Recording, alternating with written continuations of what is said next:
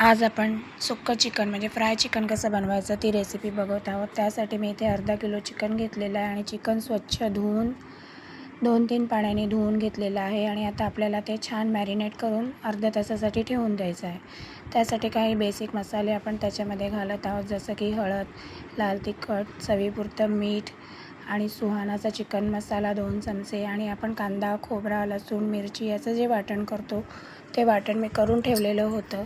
ते वाटण 2 चमचे त्याच्यामध्ये घालूया आणि छान आपण त्याला पूर्ण मसाले लावून छान मॅरिनेट करायला अर्ध्या तासासाठी ठेवून देऊया। आणि त्यानंतर आता आपण फोडणीची तयारी करूया। हे छान मॅरिनेट होते तोपर्यंत इथे बघू शकता तुम्ही सगळे मसाले अगदी छान लावून त्याला आपल्याला ठेवून द्यायचं आहे। आणि त्यानंतर इथे फोडणीसाठी मी कांदा, टॅमॅटो आणि काही गरम मसाले, खडे मसाले घेतलेले आहेत। चला तर आता आपण भाजी कशी सुक्की फ्राय कशी बनवायची चिकन ती बघूया। त्याच्यासाठी मी इथे कढई घेतली आहे, त्याच्यात 2 चमचे तेल घातलं आहे आणि त्याच्यामध्ये सगळे खडे मसाले घालूया, तुमच्याकडे जे पण असतील ते।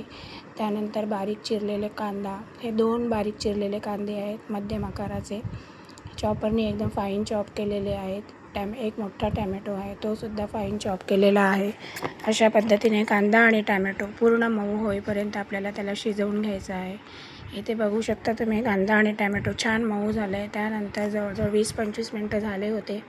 मग आपण जे मॅरिनेट करून ठेवलेलं चिकन होतं ते चिकन त्याच्यामध्ये घालूया आणि पूर्ण कांदा टॅमॅटोमध्ये मिक्स करून घेऊया। आपल्याला वरून पाणी घालायचं नाही आहे, कारण कांदा, टॅमॅटो आणि आपण जो वाटण घालतो कांदा खोबऱ्याचा त्याला थोडं पाणी सुटते आणि वाफेवर अशी भाजी छान शिजते। त्याच्यामुळे आपल्याला एक्स्ट्रा पाणी घालायची गरज नाही। 5 ते 7 मिनटानंतर पुन्हा झाकण काढून आपण भाजी छान हलवून घेऊया आणि अशा पद्धतीने मध्ये मध्ये भाजी झाकण काढून हलवून छान मिक्स करून अशा पद्धतीने आपलं सुक्कं चिकन तयार आहे। भरपूरसा कोथिंबीर घालूया आणि तुम्ही चपातीबरोबर, भाताबरोबर, भाकरीबरोबर कशाबरोबरही खाऊ शकता। रेसिपी कशी वाटली ती नक्की कमेंट करून सांगा। Thank you for watching.